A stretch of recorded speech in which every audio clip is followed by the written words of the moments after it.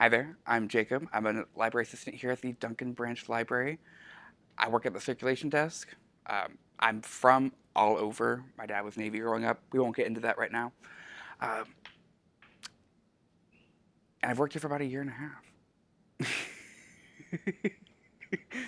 Basically, whenever you come to the front desk at the library, that's me. I'm signing people up for library cards. I'm finding books on the shelf. I'm pulling books off the shelf for holds. I'm recommending books to you, getting book recommendations from you. I do it all. I'm the face of the library, a little bit. It's been my dream job for years. A lot of my childhood was grown up moving around from place to place, and the one common safe space I found in each place I moved to was a library, whether it was a school library, a public library, or even like the tiny one we had at home. The safe space I could find was curled up with a book, whether it be at a table, reading nook, whichever.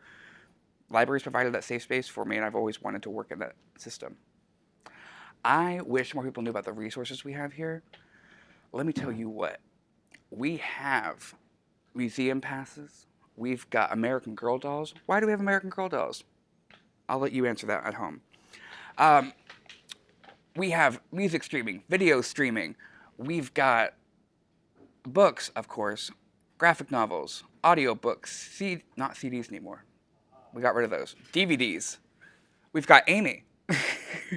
We even have programs like D&D. Here at Duncan, we've got at least like 3 D&D programs. Justin, our children's services manager, or youth services manager, pardon me, he is killing it with the D&D game. These kids are enraptured with every single thing he says. I don't know if you've ever had a group of like 8, 10-year-olds hang on to every single word you say, but it's the biggest power trip you've ever experienced. They're going, oh, and then what did he do?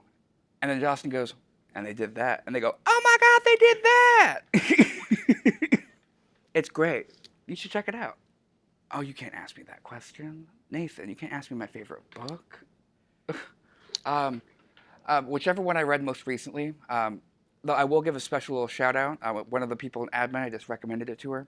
It's called The Southern Book Club's Guide to Slaying Vampires. It's very, obviously, Southern. It's a bunch of ladies. They're in a book club that they read about true crime, and some mysterious murders are happening all around Mount Pleasant, South Carolina.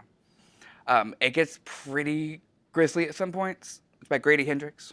If you ever read any of his books, they're pretty, I recommend it. It's got a peach in the front. One time, very unexpected, we had a kid come in. You know what, I'll do a different one. Because that one's a little mean. And I'm not a mean person, I promise. Um, we had a group of kids come in, being a little rowdy. They're over by the computers. They're playing games after school. We're right next to elementary school. Don't know if you knew that. Shout out to Mount Vernon Community School. They were coming in, playing a bunch of games on the computers, and they're getting a little loud. People were starting to complain. I was like, you know what? Let's just diffuse the situation. I walk over there. We had an event that was just starting, a little Pokemon card event.